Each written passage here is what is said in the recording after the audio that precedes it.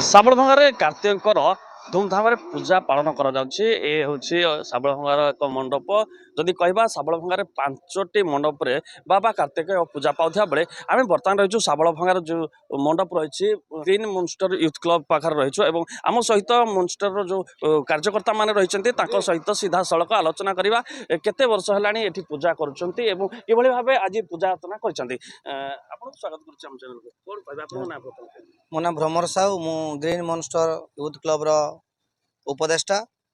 ଆମର ଏଠି ଆମର କାର୍ତ୍ତିକେଶ୍ୱର ମହାପ୍ରଭୁଙ୍କର 12-13 ବର୍ଷ ହେଇଯିବ ଏ ପୂଜା ଚାଲିଛି ଏବଂ ଆମ ଶାବଳ ଭଙ୍ଗାରେ 5ଟି ମଣ୍ଡପରେ ପୂଜା ଚାଲୁଅଛି ଏବଂ ଆଜି ସକାଳେ ଆମର ବ୍ରାହ୍ମଣ ଆସି ତାଙ୍କର ବେଦଧ୍ୱନିରେ ପୂଜା ଆରମ୍ଭ କରିଛନ୍ତି। ସକାଳେ କଳସ ଯାତ୍ରା ହୋଇଥିଲା ଏବଂ ଏଇ 5ଟି ମଣ୍ଡପରୁ ଆମ ଏଇ ଗ୍ରୀନ୍ ମନଷ୍ଟରର ଏକ ସ୍ୱତନ୍ତ୍ର ନିଆରା କାର୍ଯ୍ୟକ୍ରମ ସବୁ ହେଉଛି। ସେ 5 ଦିନରେ 5ଟି କାର୍ଯ୍ୟକ୍ରମ ଅଛି, ସାଂସ୍କୃତିକ କାର୍ଯ୍ୟକ୍ରମ ଏବଂ ପ୍ରସାଦ ସେବନ ବ୍ୟବସ୍ଥା।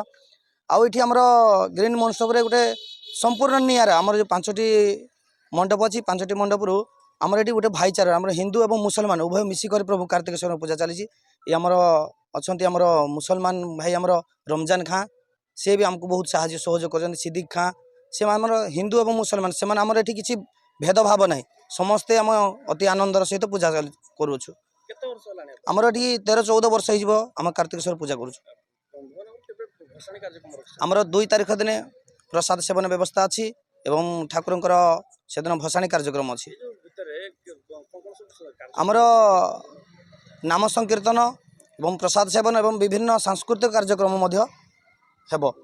ଧନ୍ୟବାଦ। ଇଏ କେବଳ ପୂଜା ନୁହେଁ, ଏ ହେଉଛି ଭାଇଚାରାର ପର୍ବ କହିଲେ ଅତ୍ୟୁକ୍ତି ହେବ ନାହିଁ। ଆମ ସହିତ ଭାଇ ଜଣେ ଅଛନ୍ତି, ସେ ମୁସଲମାନ ସମ୍ପ୍ରଦାୟର, ସେ ମଧ୍ୟ ଏ ପୂଜାରେ ସମ୍ପୃକ୍ତ ଅଛନ୍ତି, ଜଣେ ସଦସ୍ୟ କହିଲେ ଅତ୍ୟୁକ୍ତି ହେବନି। ଆପଣଙ୍କୁ ସ୍ୱାଗତ କରୁଛି। ଆପଣଙ୍କ ନାଁ କ'ଣ? ରମଜାନ ଖାଁ। କ'ଣ କହିବେ, ପୂଜା କେତେ ବର୍ଷ ହେଲାଣି ଆଉ କେମିତି? ଆମର 15-17 ବର୍ଷ ପୂଜା ହେଲାଣି। ଆମର ପିଲା ଆମର କମିଟିରେ 30-35 ଜଣ ପିଲା ଅଛନ୍ତି। ଆଉ ଭଲ ଭଲ ପିଲା ସବୁ ଅଛନ୍ତି, ଶାନ୍ତି ବିଶୃଙ୍ଖଳା ନାହିଁ, କୌଣସି ପ୍ରୋବ୍ଲେମ୍ ନାହିଁ। ଏ ପୂଜା ଆମର ବହୁତ ବଢ଼ିଆ ଭାଗରେ ହେଉଛି, ଆଉ ବିଶୃଙ୍ଖଳା ଜମା ନାହିଁ। ଆଉ ଭାଇ ଆମେ ସମସ୍ତେ ମିଶି ମାସିକିରି ପୂଜା କରୁଛୁ, ତେଣୁକରି ଆଉ ଏଠି ମୁଁ ଆଉ କ'ଣ କହିବି ଅଧିକା ତ କହିବି।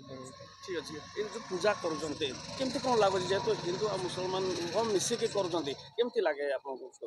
ଆମକୁ ତ ବହୁତ ବଢ଼ିଆ ଲାଗୁଛି, ଆମକୁ ମାନେ ଏତେ ବଢ଼ିଆ ଲାଗୁଛି, ମାନେ ସୀମା ବାହାରେ, ମାନେ ବହୁତ ବଢ଼ିଆ ଲାଗୁଛି। ମିଳନ ଗୋଟେ ଆମ ନିଜ ଭିତରେ ଗୋଟେ ପରସ୍ପର ଭାଇ ବନ୍ଧୁ ନିଜେ ମିଶିକିରି ଆମେ କରୁଛୁ, ସମସ୍ତେ ମିଶି ମାସିକିରି। ଏଇଟାକୁ ତ ମୋତେ ବହୁତ ଖୁସି ଲାଗୁଛି। ଆଉ ଏଇଟା ଆମର ସବୁଦିନ ପାଇଁ ରହିବ। ଆଉ ସାନ ଭାଇମାନେ ଆମର ବହୁତ ସହଯୋଗ କରୁଛନ୍ତି, ଆମର ସାନ ଭାଇମାନେ ସମସ୍ତେ ସହଯୋଗ କରୁଛନ୍ତି, ତେଣୁକରି ଆମକୁ ବହୁତ ବହୁତ ବଢ଼ିଆ ଲାଗୁଛି। ଆଉ ମୁଁ ଆଉ କ'ଣ କହିବି।